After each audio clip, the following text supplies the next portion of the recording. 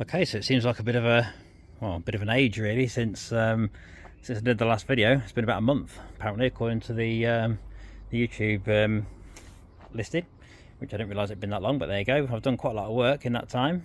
Just haven't posted just because I didn't think it'd be that interesting. But having looked back, it looks like it's actually quite a lot been done. So I'll run you through where I am with it.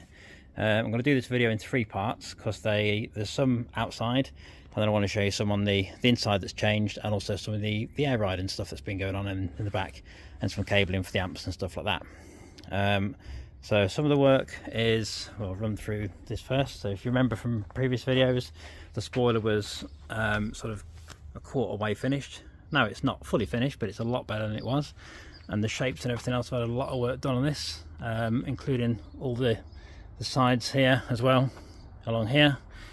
I'm just in the middle of, I've had to completely reshape this corner because it was well and truly out. It's not even close yet, but it's the angles were well and truly wrong, and I preferred the shape on this side anyway, so I decided to mimic it and go for this side. I've got a lot of flattening to do, but also there's quite a lot been done too. You can see it's pretty much the right shape, nice and flat. It's got a bit of a dip in the middle still. That'll be sorted out once it's fully put together. But all the bit around the back here has all been done. Needs a bit of work on this one section because I've had to flat this back a lot, and also I've gone through the fiberglass when I've done that, but it need to make it a bit more streamlined, a bit more slick, and that's the shape of it itself. It's come along really well. It just needs finishing off now. I've got a bit bored, to be fair, because it took literally about a month to do it, so it's taken a while so far to even get to this stage. I've had to chop out a big section of this. This was completely, there's about this chunk, this fat in the end. It's literally massive. So I've had to cut this out, re-profile this completely re-profile it into the wing. This was all wrong. This is now basically as it should be. The quarter panel itself has been flatted. The reason it's got some extra filler in it now, around here, and some extra shaping going on, there is fiberglass behind it here too, by the way, but the reason this is done is because I've now fitted the 2 rear air ride shocks. I don't know if you can actually see them, might be able to, just about see the orange lock mechanisms, probably just about see the airbag at the top, but basically they're on the lowest setting now. The only reason it hasn't dropped sort of as much as I probably like, I mean, it's only what, 4 or 5 centimeters off the floor now, probably not even that, so it's not bad actually. I might even leave it at that. But what I'm thinking is I'm going to cut a little bit more out of, because it's rested on the bodywork at the moment on the top, and I've still got some inner arches to put inside here.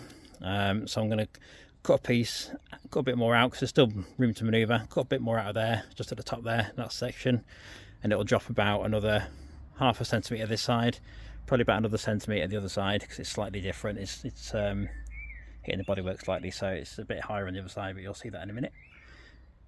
But it looks quite nice. Obviously that's fully aired out, so then it will raise quite a lot to get over speed humps and drive and everything else, but I also don't want it to sit too high with air in it, so it's a fine tuning act to get that right, to be honest. The other side, again, basically the arch itself, don't worry about the shape of the arch because it's still being trimmed and everything, but I've done a lot of work on the profile of it, and also this is spaced out. You notice on the other side the wheel still sticks in slightly. I ran out of spacers, to be honest. It's due another 10mm spacer over that side. This side fits pretty much spot on. Obviously a little bit more flattened to go yet, but now the curve that was here, there's like a weird sort of curve that went in like that, that's not there anymore.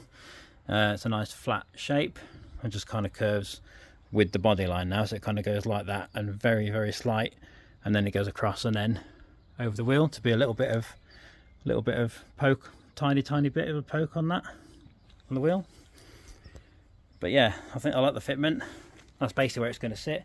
There's a 20mm PCD adapter and 40mm of spacing each side.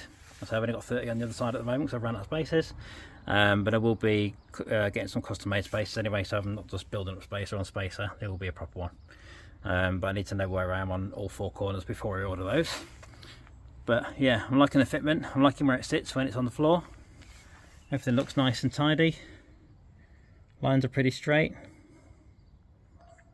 going along good, that. I like it, really good. So yeah, I'll be carrying on with that, doing some more trimming. Again, I say this is going to drop about maybe another ½ centimetre this side, maybe 1 centimetre this side, but it's going to look quite nice when it's on the floor. But at the moment, as you can see, this side's slightly higher off the floor, probably an extra centimetre, so it's got to be nice and level. But yeah, there we go. I'll do part 2 in a minute with the under the boot and everything, what's happening on the inside and the air ride and stuff.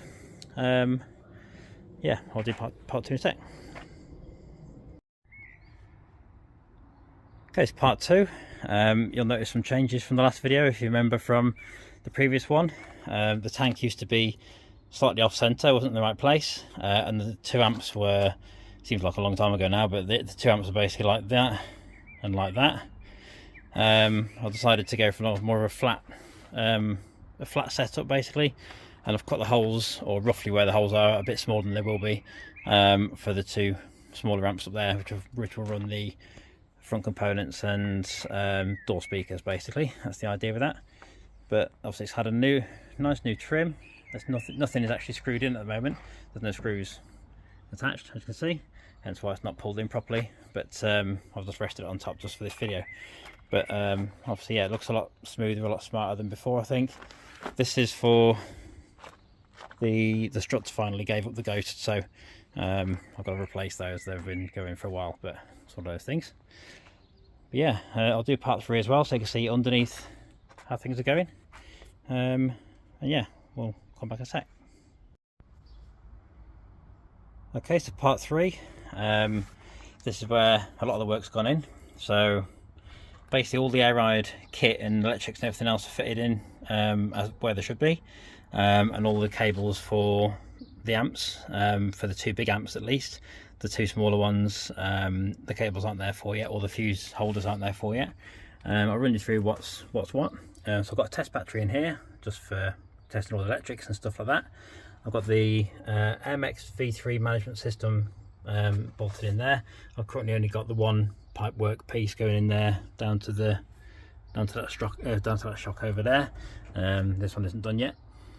There's 2 compressors. They're in quite a while back, but they're obviously part of the system, so I thought I may as well share those. The relays and fuses in the corner there, and then there's 2 water catch tank things for obviously if you get any condensation and stuff in the tank, you can get rid of that just by pressing a little button on the bottom basically, and it gets rid of any water.